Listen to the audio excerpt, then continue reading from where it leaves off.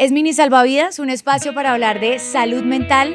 Hoy con Alejandro Gaviria. ¿Cómo estás? Bien, Camila, gracias por la invitación. Bienvenido. Contento de estar aquí. Muchas gracias. Alejandro lo conocemos por su carrera política, porque fue ministro de Educación, de Salud, candidato a la presidencia. O precandidato. Precandidato a la presidencia y escritor también. O sea, todo. Y estos últimos años han sido maratónicos para vos, ¿no? Digo, con la campaña de la candidatura, luego el trabajo en este gobierno y la salida que fue tan mediática, ¿no? Han sido duros, Camila, incluso desde un poco más atrás. Tal vez desde el 2017, cuando yo me enfermo de cáncer, un cáncer linfático. 2018 salgo del gobierno como ministro de Salud. Sí. Tengo ahí como unos mesecitos, poquitos nomás. Empiezo a ser rector de la Universidad de los Andes. Viene la pandemia, viene la campaña presidencial, viene el Ministerio de Educación. Y ahora estoy pudiendo respirar un poquito otra vez. Alejandro, volvámonos al principio. Yo sé que naciste y venís de una familia también política. Tu papá, ¿te acordás cuáles son tus primeras imágenes de tu vida o en tu infancia, de tu vida chiquito? Sí, me acuerdo. Yo nací en Santiago de Chile. Mi papá Sí. había ido a estudiar allá. Pero en el fondo yo soy paisa. Mis papás eran paisas. A los 2 años fui a Medellín. Allí crecí cerca del estadio. Que además sos hincha del Verde, ¿no? Soy hincha del Verde. Soy hincha del Verde, que hoy está en problemas con las barras y demás. Me acuerdo del fútbol. ¿Sabe qué me acuerdo? Yo vivía cerca del estadio y cuando había un gol en el Atanasio Girardot, llegaba el ruido, un rumor del estadio celebrando. Increíble. Me acuerdo la felicidad cuando Nacional metía gol y lo oía primero en el radio y a los 2 segundos sonaba el ruido. Tengo un recuerdo antiguo de mi papá en un evento que se cumplen 50 años este año, que es el golpe de Estado en el que murió Salvador Allende, presidente de Chile. Eso fue el 11 de septiembre de 1973. Subí al segundo piso de la casa y ver a mi papá llorando y para mí fue una impresión ver a mi papá llorando en ese momento. Soy hijo mayor y eso implica ciertas cosas, exigencia. Alguien me preguntó que si yo había tratado de ser buen hijo y yo dije hace poco sí. Para mí ser buen hijo tenía un significado, ser buen estudiante.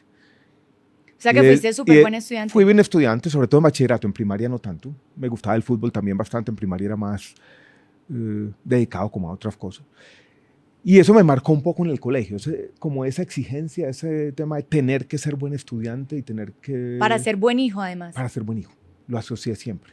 Qué lindo. Sí. Bueno, hablando de tu papá, que sé que no te alcanzó a ver a ti como precandidato a la presidencia. No alcanzó. ¿Qué crees que te hubiera dicho? Siempre he tenido esa duda. Yo creo que le habría dado miedo, me hicieron la misma pregunta hace poco, creo que me hubiera dicho, no te metas en esa huevona, ¿por qué te vas a meter en eso, huevón? Así me había dicho, nosotros hablábamos así informalmente, pero creo que habría dicho eso como una forma de decir que no, pero queriendo decir que sí. Como, no, pero hágale. O sea, nunca habría sido un no así definitivo, absoluto, terminante. ¿Te acordás de alguna frase de tu papá típica que todavía te marque en tu vida, en tu día a día de pronto? Lo que le dicen los papás a los hijos y lo que le dicen los hijos a los papás es muy importante. Y somos un blanco demasiado fácil. A veces me acuerdo de ciertas cosas que decía cuando él estábamos haciendo tareas y me decía, esto se hizo mal, me dolía en el corazón. Sí, claro. Tuvimos una buena relación. Voy a presentar ahora un libro de un poeta, columnista, editor paisa que se llama Juan Alberto Restrepo. Y ayer estaba volando hacia Cali en el avión y estaba leyendo los poemas de Juan Alberto Restrepo y él escribió un poema sobre su papá. Y dijo algo lo siguiente que me sentí identificado, Camila. Dijo, yo nunca abracé a mi papá con fuerza, pero los abrazos que le daba a otras personas eran también abrazos a mi papá. Qué bonito. Y es difícil a veces demostrar cariño. Las relaciones padre-hijo son difíciles y hay un amor que es a veces silencioso.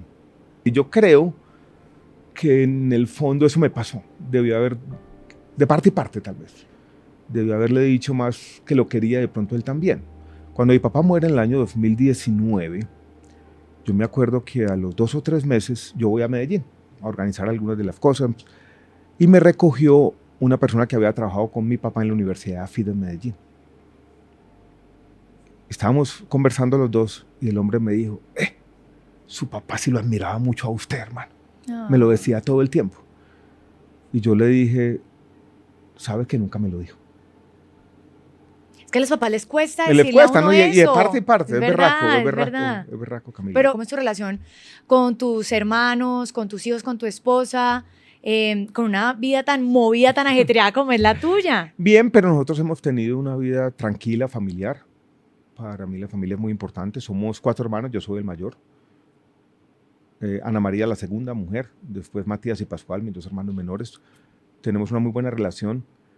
Mi papá cultivó siempre, él y mi mamá también, una buena familia, un ambiente familiar. Incluso él siempre era muy ocupado, pero le gustaba llegar a las 6:30 de la tarde a la casa y reunirnos a echar carreta. También de eso recuerdo, ahora que tú decías, Camila, recuerdo llegar, él se tomaba un whisky como al final de la tarde, nosotros teníamos 10, 12 años Sí. y hablábamos mierda, podríamos decir. Sí. Echábamos carreta. Como es de buenas a charladas. Muy buenas. Hablábamos de todo. Cosa que tengo que decir, no pasa hoy con mi hijo. Yo creo, hace poco leí una cosa, Camila, que me llamó la atención. Se habla mucho del efecto de los celulares sobre la salud mental, pero leí un tema interesante de un psicólogo medio pragmático que dijo, tal vez el peor efecto de la salud mental es que son los papás quienes están mirando el celular y por hacer eso no le hablan a los hijos, porque uno generalmente le echa la culpa a los jóvenes que están pegados ahí, no, pero los papás también. En el trabajo yo sí tenía una buena práctica que era no entraba el celular a las reuniones, lo dejaba por allá. Pero a veces en la casa, ahí uno tiene más confianza a los hijos, a la esposa, estamos en un restaurante, en vez de conversar todos, cada uno mirando el celular. Alejandro, la gente que está cerca a vos siempre habla de tu relación con tu esposa. Háblame un poquito de Carolina. Mi vida se define como una historia de amor, que tal vez es la historia de amor con Carolina, así me gusta definir mi vida. Si pues, alguien mira el WhatsApp de nosotros, va a decir, estos se enloquecieron, porque nos mandamos corazones todo el tiempo y cosas de esas. Ay, pero ¿no? qué lindo. Sí, tenemos una buena relación. Pues como todas las parejas del mundo, a veces hay problemas o temitas aquí y allá. Pero es el amor de mi vida, Carolina. Hablando de tu familia, hay una historia que a mí me genera mucha gracia, y es esta historia cuando tu hijo le pide al Papa que se te quite la hijueputa tos. Uy, por Dios, Camila. Sí. Pero además, pues muchos medios salieron a criticar y no, qué mal hablados. A mí me pareció espectacular. Con el tiempo, esa historia, eso uno puede decir que son historias que tienen el nombre de este programa, Salvavidas. Yo estaba en la parte más dura de un tratamiento de cáncer, estaba el Papa aquí, era ministro de salud, llevaba como 2 semanas en medio de tratamientos, entrando y saliendo del hospital. Recuerdo que fui a esa reunión en la casa de Nariño con un gorrito para protegerme. Porque hace frío. Estaba haciendo frío, no tenía pelo. Al final, algún periodista me entrevistó cualquier cosa, ¿no? Y el periodista dijo, quiero entrevistar a su hijo. Y le preguntó, él había estado como con el Papa en la parte de arriba, habían estado los niños, incluso había salido una foto de él como abrazando, o salió el día después abrazando al Papa. Y él le preguntó, ¿qué le pediste al Papa Tomás? Tenía 9 años. Incluso la voz que tiene es una voz muy de niño. Ay, muy de niño. Desde su inocencia también. Sí, inocencia. Y yo tenía una tos muy fuerte por una resequedad que me producía el tratamiento de quimioterapia que me estaba enloqueciendo, Camila. Y me acuerdo que lo que dijo literalmente fue, le pedí la salud de mi papá, no por la salud, sino se saltó la preposición, la salud, y que se le quite la hijueputa tos. Cuando dijo eso, yo quedé paralizado, Camila, yo quedé paralizado. Carolina, mi esposa, también estaba oyendo, y dijo, no, Tomás. Y yo le dije, su mamá lo va a matar. O sea, lo regañaron en cámara de una vez. Salimos, eso eran como las 10, 11 de la mañana. Pascual, mi hermano, trabajaba en La Luciérnaga. Sí. Con Gustavo Gómez, que creo que era el que dirigía el programa. Y yo le dije a Pascual, decirle a Gustavo Gómez que no vayan a sacar eso. Por favor. Por favor. Ya a las 2 horas me había llegado por cadenas de WhatsApp, incluso desde los Estados Unidos. Estaba dando la vuelta. Sí. Es Alejandro Gaviria en Mini Salvavidas. Alejandro, tuviste cáncer. Yo quería preguntarte, Cuando el médico te dijo a vos esa palabra, cuando escuchaste la palabra cáncer, ¿qué se te vino a la cabeza? Eso fue el 1 de junio del año 2017. Yo me levanté con un dolor en la parte izquierda superior del abdomen. No le paré bolas. Y era como dolor de estómago. Era un dolor y ya empezaba como a irradiar a la espalda y tenía una reunión muy temprano con los secretarios de salud municipales aquí en un hotel de Bogotá, en un sótano. Yo después vi ese video y yo me inclino en el podio, seguramente tenía mucho dolor. Cuando veníamos ya en el carro, yo termino la presentación, hacia el ministerio, mis compañeros del ministerio notaron que yo no miré el celular. O sea, este hombre siempre mira el celular, ¿y por qué no lo está mirando? Y era seguramente por el dolor. Me lo seguí aguantando, creí que era un tema estomacal, de acidez o cualquier cosa, me consiguieron algún remedio de esos. ¿No le diste mucha importancia? No le di mucha importancia. Y ya a las 2:30, 3 de la tarde, era insoportable. Y recuerdo, Camila, casi que cinematográficamente este momento, yo estoy acostado, hay un radiólogo que me está haciendo una ecografía y él me comienza a hacer este tipo de preguntas. ¿Usted ha perdido peso? ¿Usted ha tenido sudoración nocturna? Y yo lo miro a los ojos y le pregunto, ¿es algo grave? Y yo vuelvo a reiterar la pregunta, ¿es algo grave? Y no responde. Y cuando él está diciendo, sí, es algo grave, en ese momento entra Carolina, a la que yo había llamado mientras estaba en el carro. Y esa noche ya me estaban confirmando que era un diagnóstico de cáncer. Esas 2 primeras semanas fueron duras, pero lo más duro quizás vino la tercera semana, cuando me dicen que el diagnóstico es más complejo del que creían inicialmente. Y yo sí dije, esto está muy berraco. Hay una anécdota que yo cuento con Tomás, mi hijo, nuevamente aparece en esta historia, y fue durante esa tercera, cuarta semana, empezando el tratamiento. Era un día por la tarde, al final de la tarde, 6:30 de la tarde. Él entra a mi habitación, yo estoy como acostado ahí, con un poquito de dolor. Y yo le dije, Tomás, te vas a quedar sin papá. Ay. Y Carolina, mi esposa, dice, ¿usted cómo le dice eso? No, pues, Pero era de esas cosas que uno dice porque... Angustia. Angustias, eso. ¿Y qué te dijo Tomás? Él siempre fue muy fuerte, dijo, no, eso no va a pasar. No le gustaba la palabra cáncer, le gustaba la palabra linfoma. Eso le dijo a Carolina.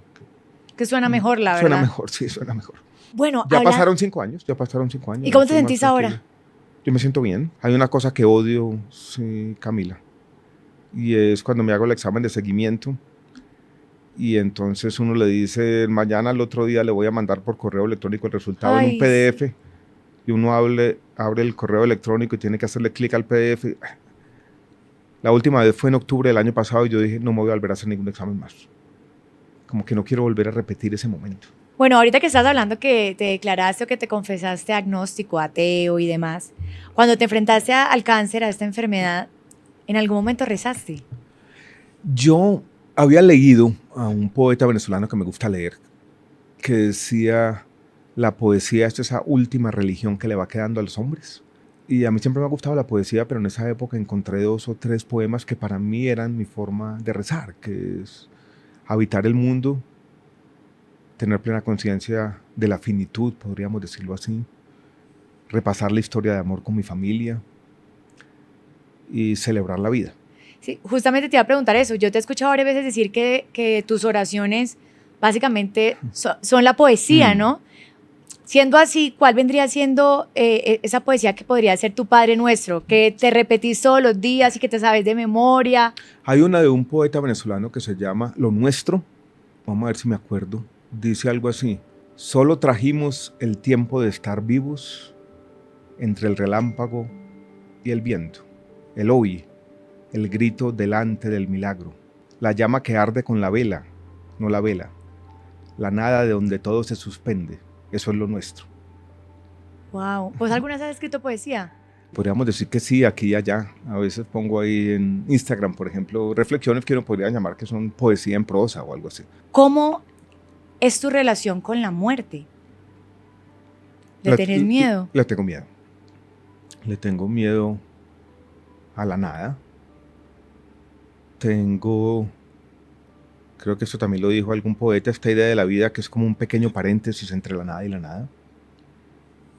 ¿Vos qué crees que hay Le tengo después? tristeza a perderme lo que viene, las historias. Yo creo que estamos viviendo, Camila, un momento como interesante de la humanidad. Me da también tristeza abandonar a mi familia. Como el apego que uno tiene a lo terrenal. Algunos dicen, no, yo tengo tranquilidad con la muerte, estoy preparado. No creo. Hay una historia de un novelista inglés británico que leí alguna vez, que me gusta contar de vez en cuando, se llama Julian Barnes, y es la historia de, creo que es un burócrata inglés. El hombre se muere y se va para el cielo.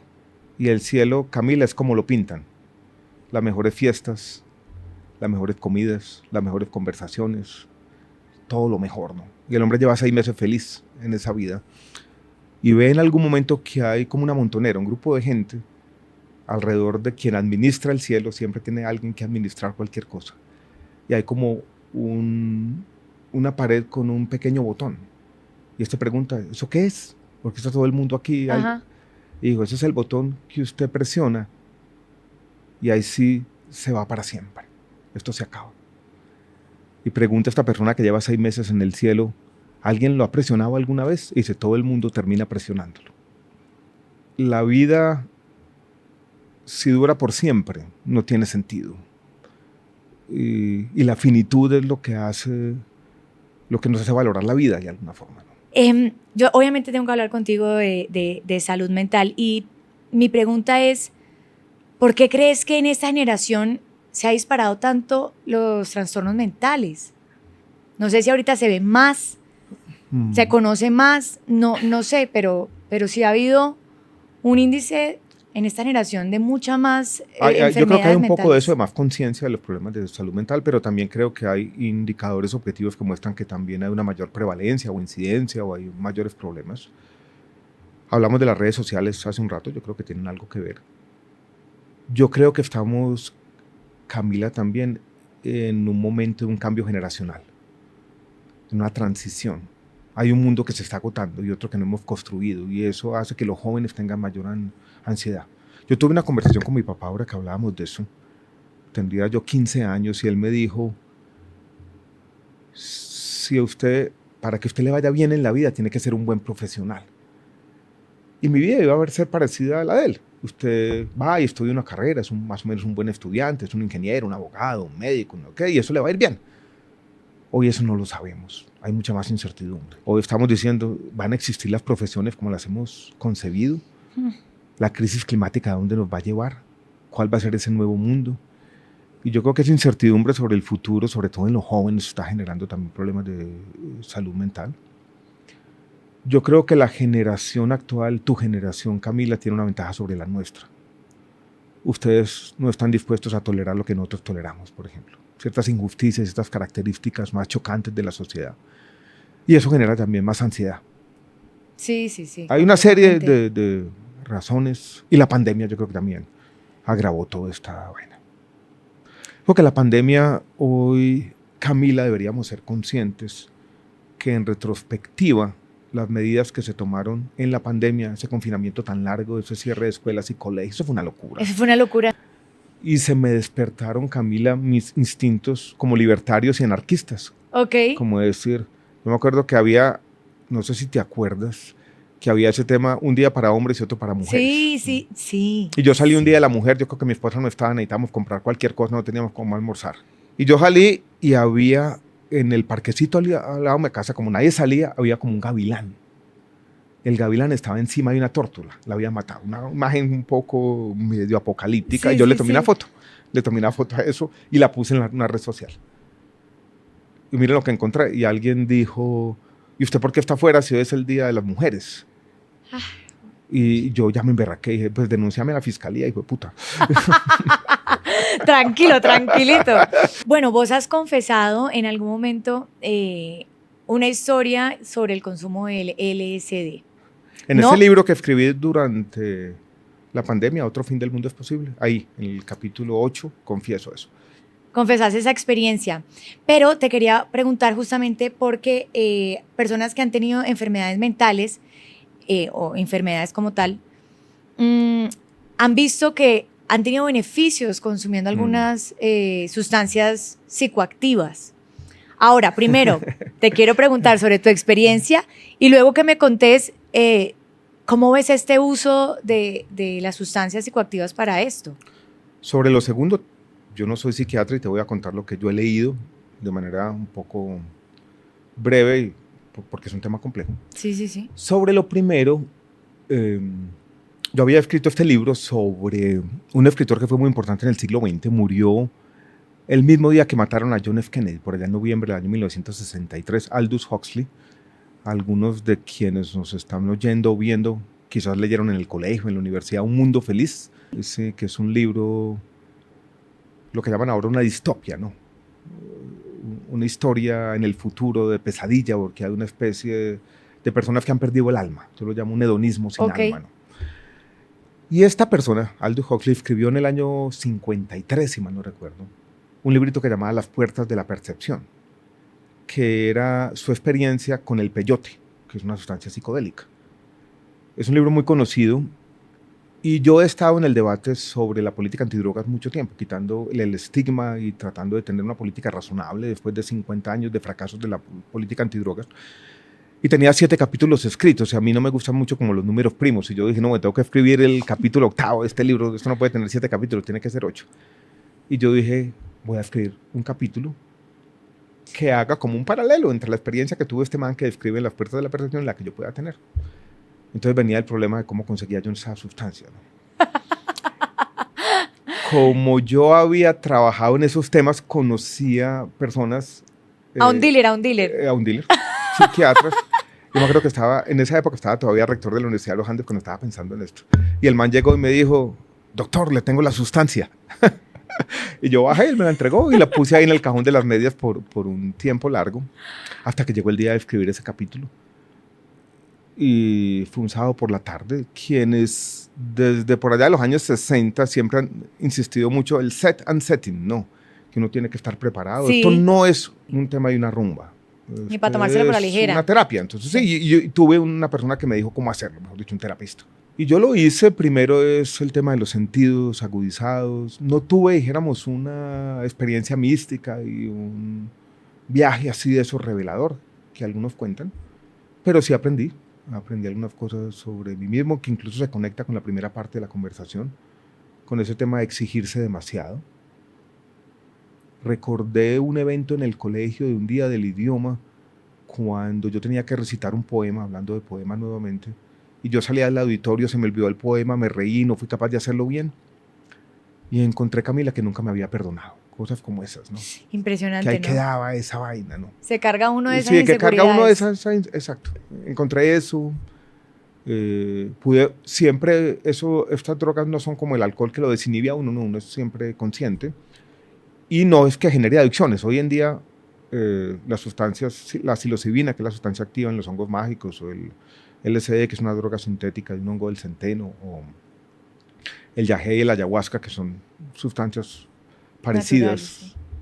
Naturales, sí. Hoy en día estas sustancias se están utilizando. Hay centros de investigación de psicodélicos en las mejores facultades de medicina de los Estados Unidos e Inglaterra, en la Universidad de Berkeley, en la Universidad de Johns Hopkins, en Imperial College en Inglaterra, y para formas de depresión, para adicciones, para estrés postraumático. Sí. Son benéficas, pero tiene que hacerse en un contexto médico. Esto no es la rumba. Ahora, esto es una conversación más para un psiquiatra. Yo simplemente cuento lo que he leído. Alejandro, yo te quería preguntar algo que ahorita estabas hablando del chat GPT, de la inteligencia artificial. ¿Te has metido en eso? Sí, un poquito. ¿Has visto cómo funciona? Me he metido, juego con eso, pregunto bobadas. Bueno. Estoy aprendiendo ahora una cosa que llaman los prompts, o sea, aprender a preguntarle, que es muy importante. ¿Le has preguntado por Petro al chat GPT? Sabes que una vez le pregunté y lo compartí por allá en un grupo de comunicaciones estratégicas del gobierno, le pregunté qué tan frecuentemente debería tuitear un presidente.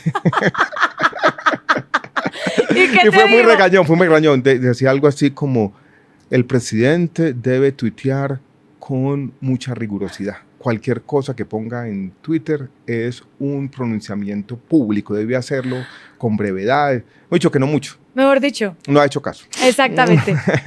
Alejandro, quiero que me contés de tu nuevo libro, que además sé que estás haciendo gira. Mi nuevo libro se llama No espero hacer este viaje.